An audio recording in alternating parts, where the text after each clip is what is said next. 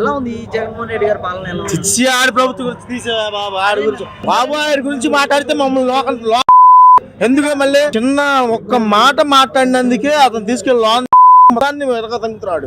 మాకెందుకు బాబు ఆయన ప్రభుత్వం గురించి బాబు దండం.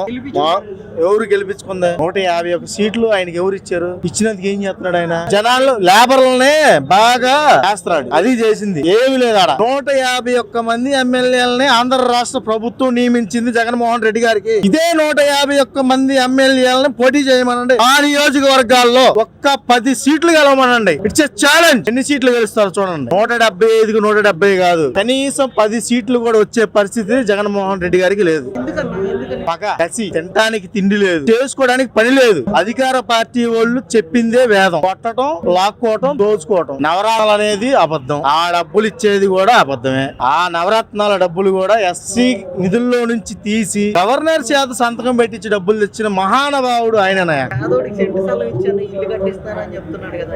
సెంటు స్థలం ఇచ్చాడు. ఏది ఉమ్మేస్తున్నారు. ఏడిచ్చాడు చూపి. మరి 465 కోట్లు పెట్టి మరి వైజాగ్ లో అంత మహా బిల్డింగ్ కట్టాడే. మరి అతను ఒక్కడికే 465 కోట్లు అయిందంటే మరి సామాన్యమైన మానవుడికి 2 లక్షలు పెట్టించి ఒక సెంట్లో ఏమైనా సరిపోయిద్దా? అయ్యా అందుకనే ఇంకొక 3 నెలలు ఉంది. మమ్మల్ని అడగమాకండి బాబు, మైకులు పెట్టి మమ్మల్ని తీసుకెళ్ళి వాడేస్తారు.